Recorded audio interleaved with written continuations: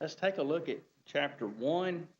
I always like to read the quote at the beginning of the chapter, and for this particular chapter, the quote's by Daniel Benjamin. He says, "An economist, a scoundrel whose faulty vision sees things as they really are, not as they ought to be." So that's what he had to say. The chapter goes on to talk about, starts out by talking about the financial crisis, things like that we've been experiencing. And you may think economics is all about just the stock market and the housing market and things like that, but we'll learn things that are more of a practical nature. Some of the things that you'll do in APLIA will be news stories that you'll analyze so that you learn to apply what's in class. If you watch the news, if you watch things like the State of the Union address last night, you would have heard about economic issues in that. So this class will help you to understand those things. So it'll help you to understand. Usually I complain about gas prices and say it'll help you understand why gas prices are so high. Fortunately, right now, it'll help you know why gas prices are so low. So that's a good problem to have, isn't it? So they can come down some more as far as I'm concerned, but I don't know where the bottom will be, but this is the cheapest gas we've had in a long time, so I'm happy about that. But it also, milk prices, they look like they're up again, so who does any grocery shopping in here? Few of you, about half of us. So you'll notice, especially milk prices, they change quite a bit, don't they? Some of the produce prices, the price of meat, it seems to change a lot. So it's high right now. So we'll talk about that. So we'll talk about things like making substitutions. Here lately, I'll walk down the meat aisle and look at the prices of the beef and say, chicken or fish looks good now. so we'll study that, making substitutes. So we'll learn things that are useful in your everyday life in addition to more abstract things like trying to understand the stock market or something like that.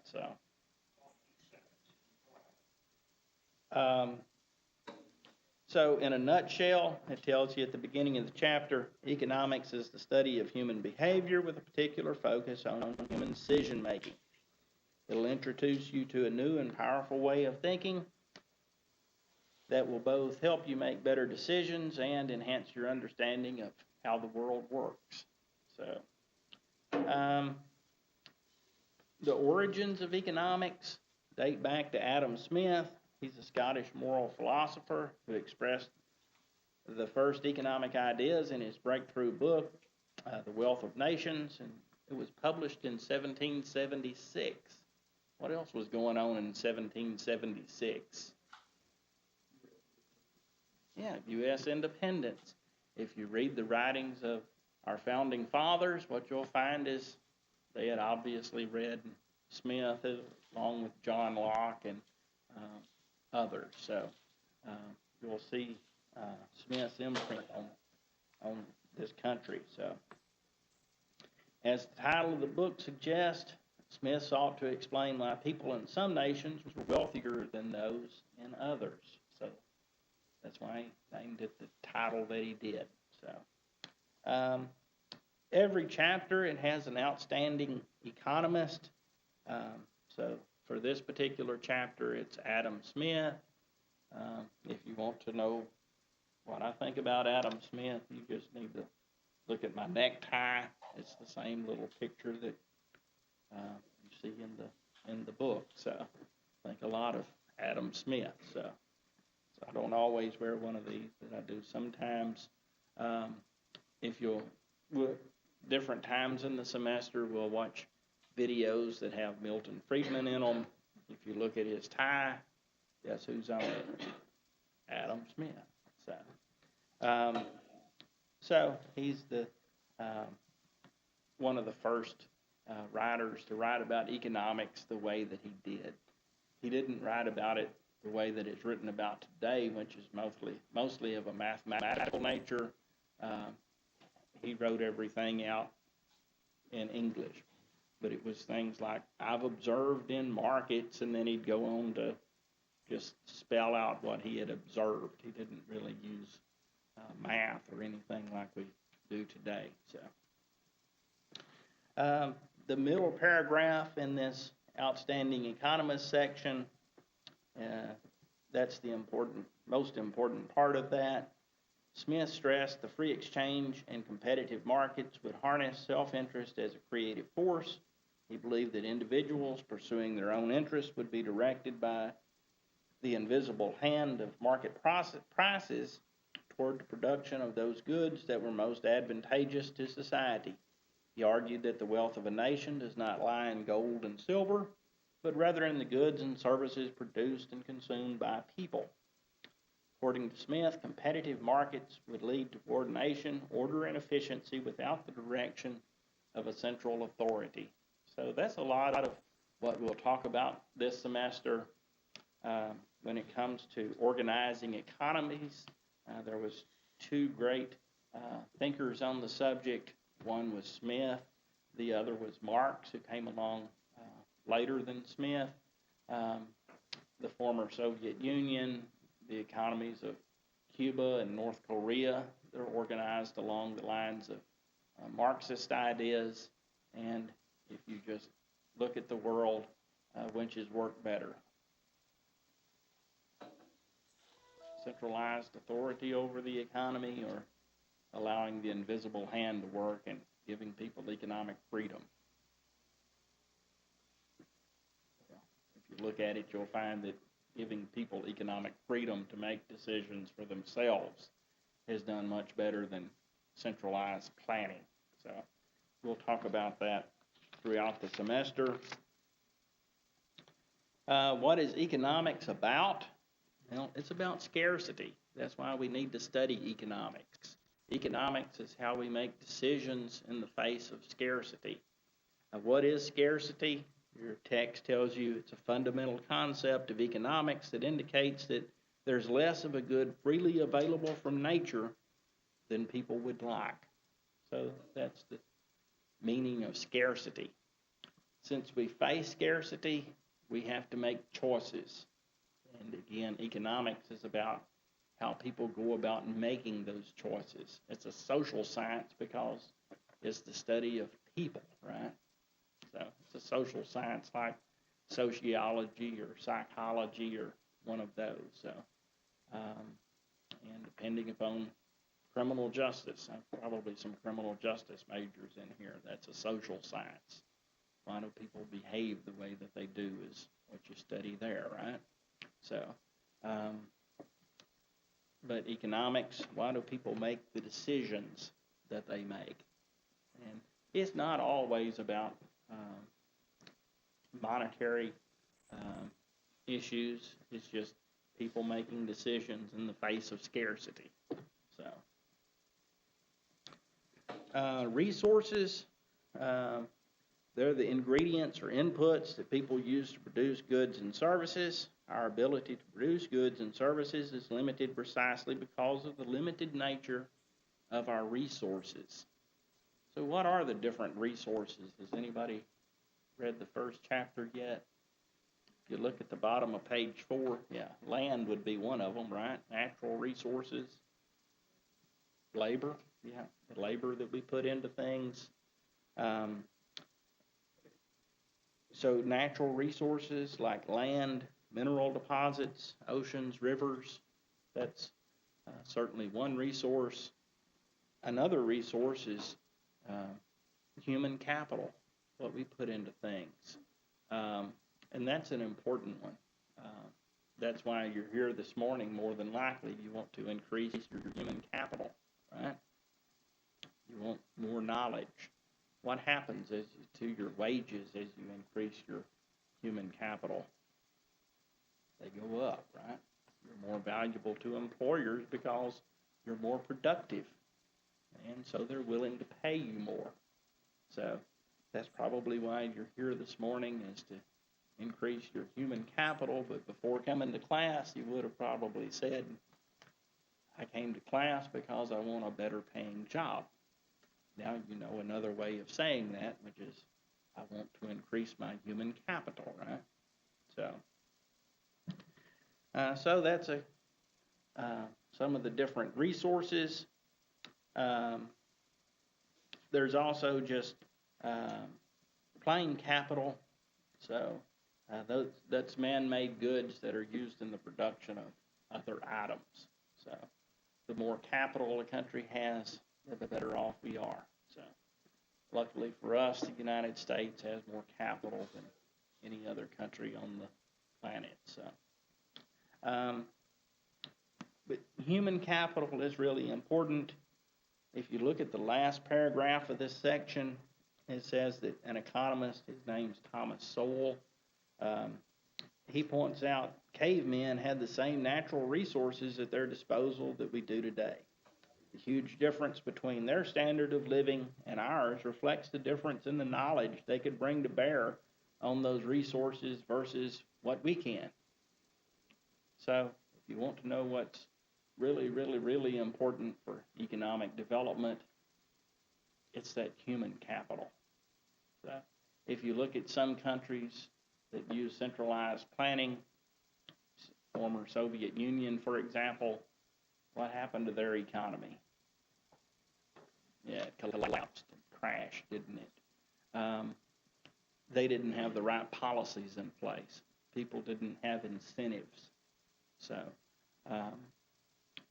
policies are really important, even much more so than natural resources. Just on the surface, when you first think about it, you probably wouldn't think that. But if you look at island nations like, Hong Kong, if you look at Singapore, some places like that don't have vast natural resources, but they have the proper policies in place, what's happened to their economies?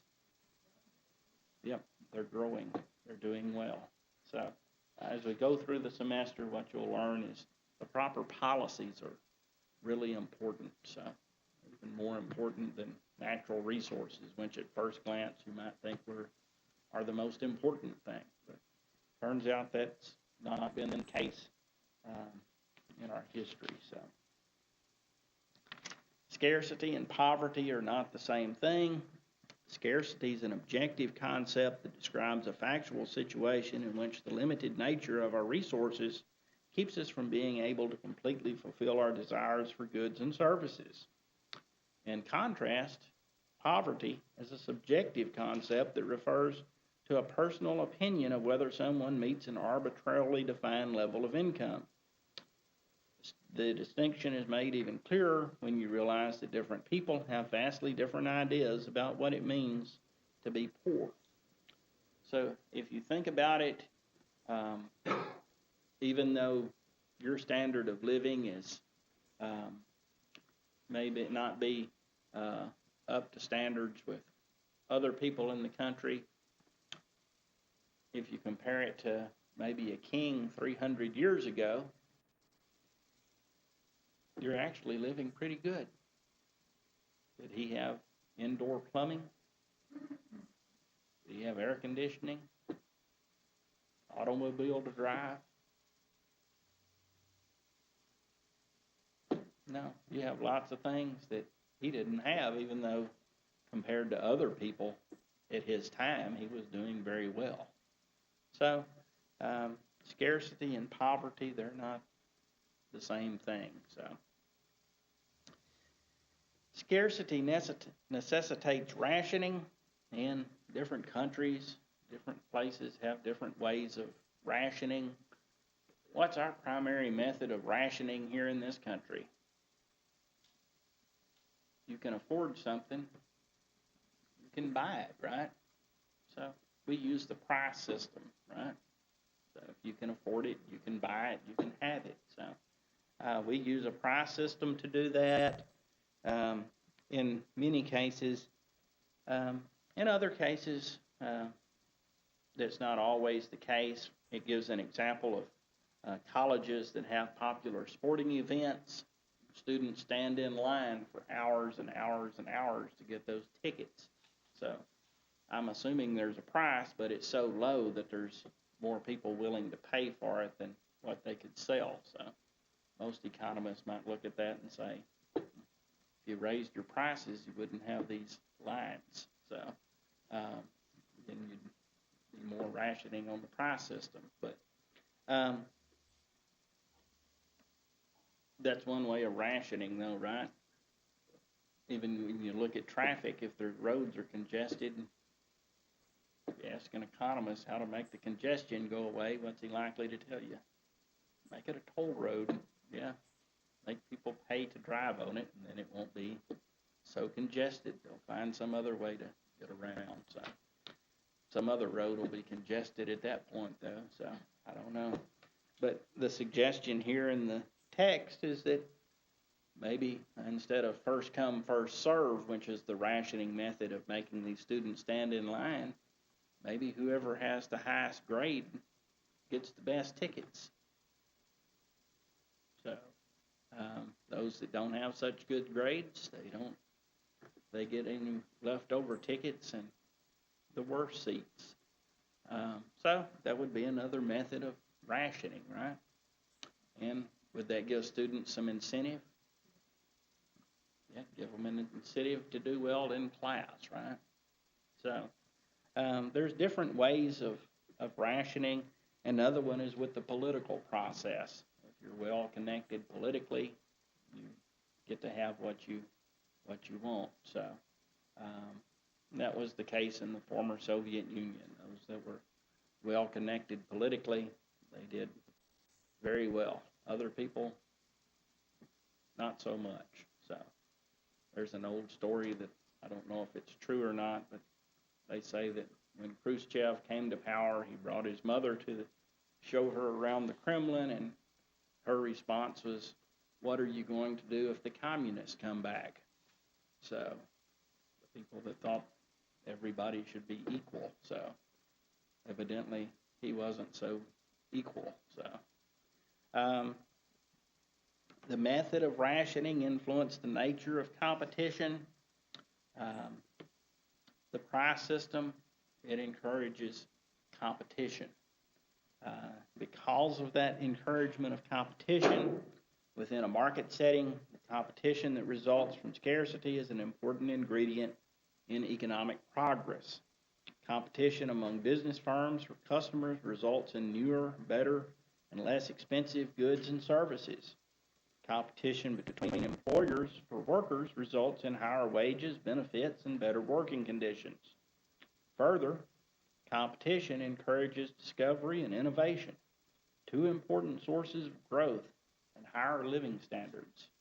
So if you think about that, does competition improve our economic condition? Sure.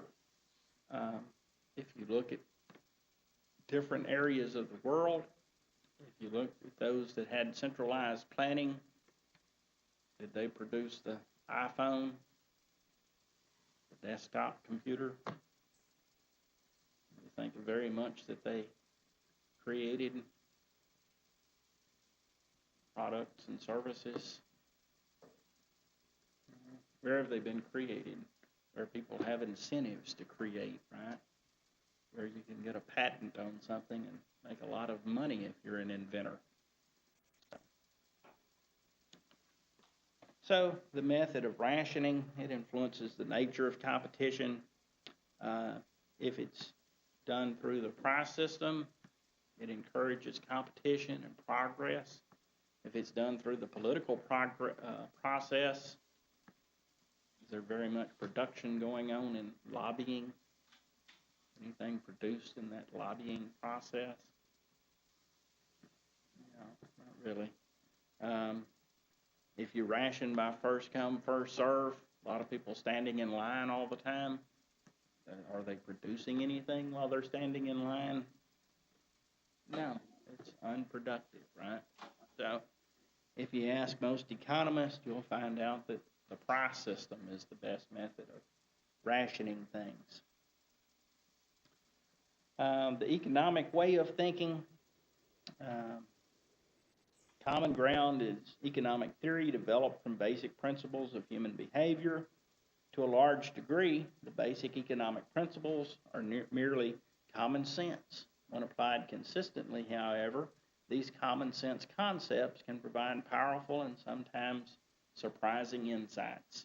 So, a lot of what we'll talk about this semester is just common sense if you just stop and think about it. So, chapter also talks about 8 guideposts to economic thinking. 1, the use of scarce resources is costly, so decision makers must make trade-offs. Number 2, individuals choose purposefully. Number 3, incentives matter. Number 4, individuals make decisions at the margin. Number 5, although information can help us make better choices, its acquisition is costly. Number 6, beware of secondary effects. Number 7, the value of a good or service is subjective. And number 8, the test of a theory is its ability to predict. So let's go through each one of these briefly. We're always facing trade-offs. That's a lot of what economics is about. The chapter tells you about opportunity cost. The beginning of chapter 2 will also tell you about opportunity cost. Opportunity cost, the highest valued alternative that must be sacrificed as a result of choosing an option. So that's opportunity cost. It's your second choice. It doesn't always have to be in terms of dollars and cents. Sometimes we have to make other choices that don't necessarily involve money, but we still have to make those decisions. Last night, for example, I had the choice between watching the season premiere of the last season of Justified or watching the State of the Union. And while I would have enjoyed watching the State of the Union, I had to watch Justified. I had to make an opportunity, had to make a choice there, right? So, my opportunity cost for watching Justified was I didn't get to see the State of the Union. I'll have to watch that online. I'm sure I can find it online somewhere and watch that. So, yeah, probably. I'm sure it's online somewhere, so I can find that. But I'm sure Bert he talked about a lot of different economic issues that we'll be talking about in this class. So, and then the opposite party always has a response to the State of the Union, which what I understand from last night is that they very much were at opposite ends on that. So we'll see what happens. So number 2, individuals choose purposefully. That is, they show economizing behavior.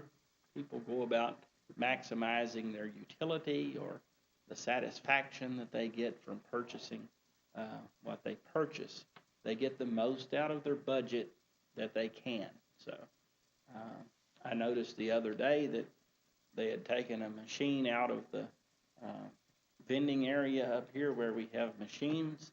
I don't think anybody ever bought anything out of that machine because I'd go up there sometimes and I'd see a particular bag of chips. I'd look and see how many ounces it was. I'd take it, the price was $1. I'd take a couple of steps over. There's the same bag of chips, same number of ounces, same number of everything. It's 85 cents. Guess which one I bought? The cheaper one, right? They were the same. I'm not going to pay $1 for something that I can get for 85 cents, right? You know, in the grand scheme of things, it's just 15 cents, but that's 15 cents that I can put toward purchasing something else, right?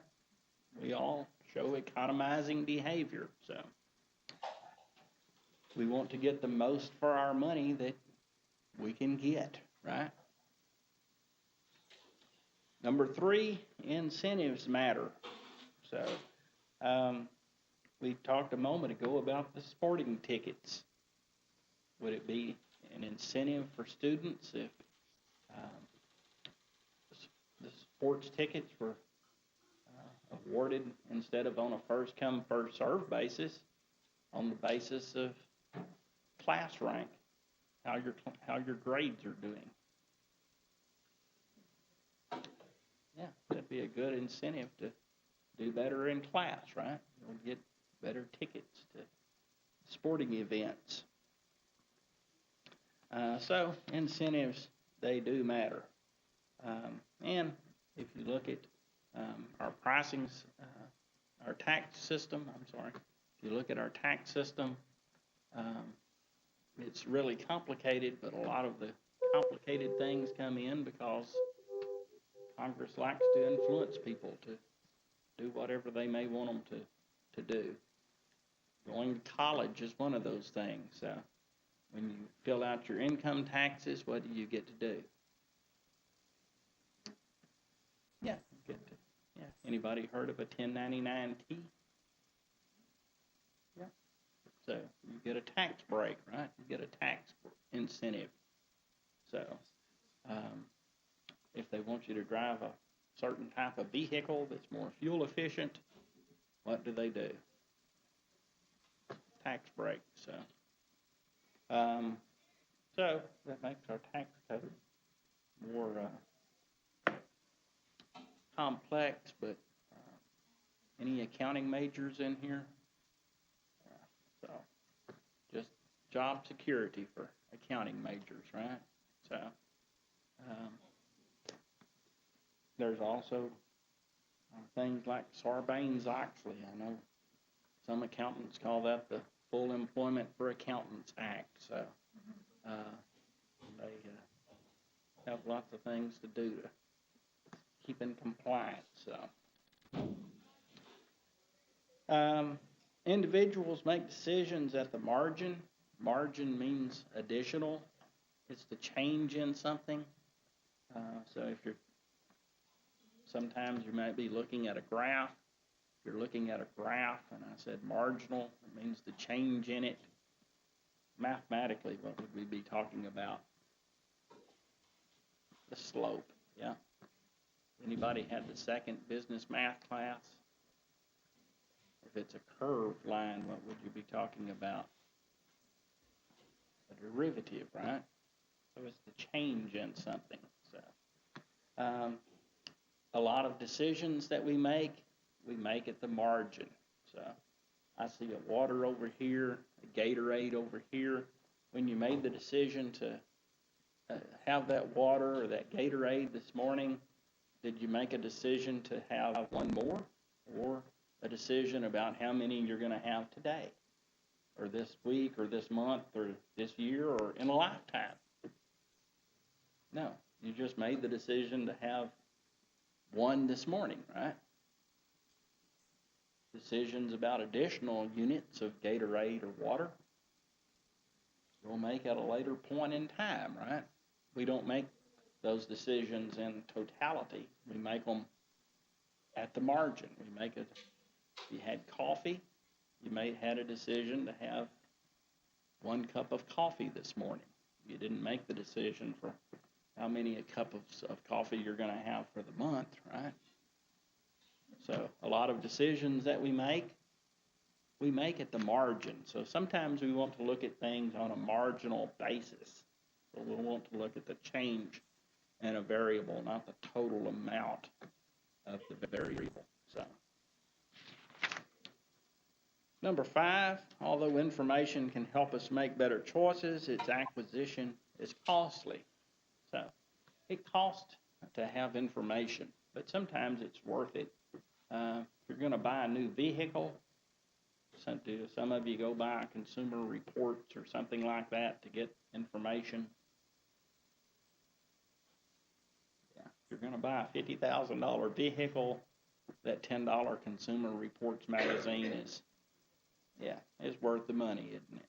But what if you're buying an ink pen? You're going to spend $10 to buy a report on the best ink pen? No, it's just not worth the cost of the information, is it? And that's how it turns out sometimes. Sometimes we could get in more information to make better decisions, but if all we're buying is an ink pen, it's not worth a lot of time and money to put into a lot of information, is it? So information can help us make better choices, but it does cost money. Time also, right? It takes time to figure these things out. So read the magazine or whatever type of information you may have gotten. Takes time for that. Beware of secondary effects. That's number 6. Sometimes when we make a decision, we may think that we're helping people with this decision, but the result is not always what we were looking for. And about the middle of the page, on page 11, it talks about that in an effort to reduce gasoline consumption, the federal government mandates that automobiles be more fuel efficient. But is that regulation sound policy? It may be, but when evaluating the policy's overall impact, one should not overlook its secondary effects. To achieve the higher fuel efficiency, auto manufacturers reduce the size and weight of vehicles. As a result, there are more highway deaths, about 2,500 more per year than would have otherwise occurred, because these lighter cars don't offer as much protection for occupants. Furthermore, because the higher mileage standards for cars and light trucks make driving cheaper, people tend to drive more than they otherwise would. This increases congestion and results in a smaller reduction in gasoline consumption than what was intended by the regulation. So are there secondary effects going on there? Yeah. So that's often the case. There's some unintended consequences when we make decisions. Sometimes the regulations are well-intentioned. They're trying to be helpful, but sometimes the secondary effects are worse than whatever they're trying to cure. So what about children, infants on airplanes? Some people say it would be safer if they were strapped into a car seat. And that may sound logical, but then you have to buy an extra seat on the plane. So do people respond to incentives and try to maximize their well-being by economizing? Yeah, they do. So when you're looking at driving versus flying, you're going to probably do which one's cheaper, which one fits into your time schedule, but also you're going to consider the cost. Well, you'd now have to buy an extra seat on the plane. How's that do to that? What's that do to that difference between flying or driving? Yeah, makes driving look more attractive, doesn't it? So now they might be driving instead. Well, which one is safer, flying or driving? Flying is safer. So now, by requiring that car seat, what they actually have done, instead of making it more safer, they forced that child into an automobile, which is more dangerous than flying. And so, the original intentions and what actually happens are not always the same thing. And it's a complex world with many people making decisions out there. So even if you're well-intentioned, you don't always foresee all of these things. So it's near impossible to foresee how people may respond to things. The value of a good or service is subjective. I noticed the water over here, a Gatorade over here. I had a Kool-Aid this morning. We all had something different. Why? We have different tastes and preferences. It's subjective. We all like something different. I watched Justified last night. My wife doesn't like Justified. So, she likes other shows that I don't care to watch, right? So, everybody likes something different, right? So, tastes and preferences, they're subjective, and so the value that we place on a good, they're different. So, the test of a theory is its ability to predict. So, if it helps us to predict, then it's useful, even though it may not be perfectly, completely realistic. If it helps us to predict, it's still useful to us. Positive and normative economics. What's the difference? Positive economics is a scientific study of what is among economic relationships. It's something that you can test. It's something that you can check and see if it's right. If I told you what the unemployment rate is today, could you go get on Google and figure out if I was right or not? Yeah. So that's positive, right? So, normative economics, judgments about what ought to be in economic matters. Normative economics views cannot be proved false because they're based on value judgments. So, we all have different values. We all view things a little differently. And so, we sometimes run into these normative issues. I talked earlier about I was happy about gasoline prices. I'm basing that upon my old truck gets 9 miles to the gallon. I like to drive. I like cheap gas. Other people, it's just their values, the decisions that they've made in life. They like things that are more green and environmentally friendly. There's nothing wrong with that. But because of it, they choose vehicles that may be hybrids, that get 50 miles to the gallon. They want people to drive less to protect the environment. And what would they like to see? What would encourage people to drive less? Higher gas prices, right? They'd like to tax gasoline even more, make the prices go higher. Some of them would like to see it $5 a gallon or higher, you know, to discourage people from driving. So is that a normative issue? Yeah, my opinion, gas prices should be as low as possible.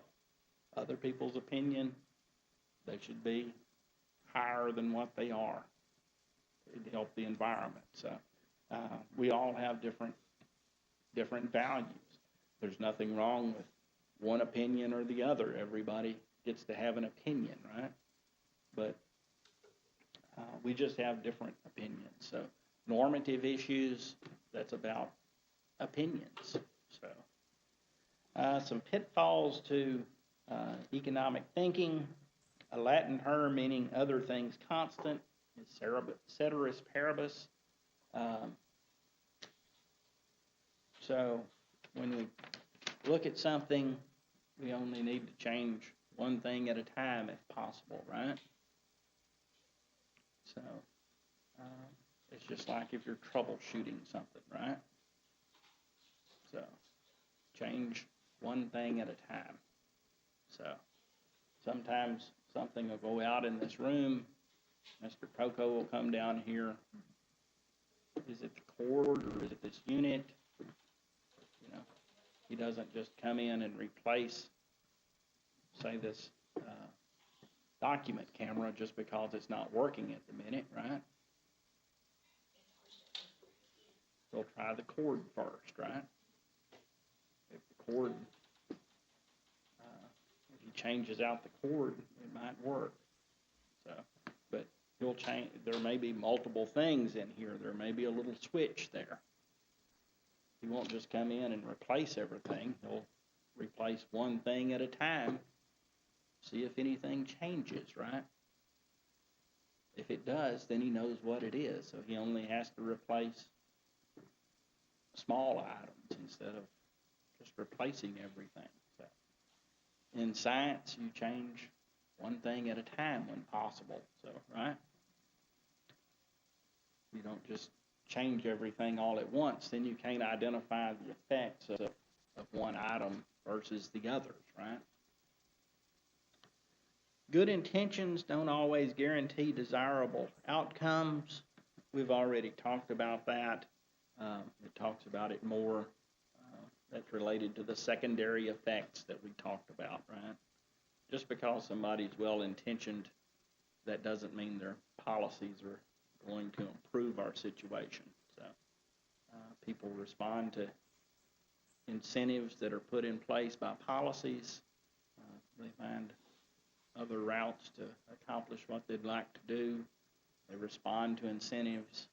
This all leads to secondary effects, and your desired outcome may not be what you get. So, association is not causation. Just because some variables are statistically related to one another, does that mean that one of them is causing the other one? No, it just means they move in the same direction at the same time. There may be a third variable. A lot of times it's population. There may be another variable out there that's driving this.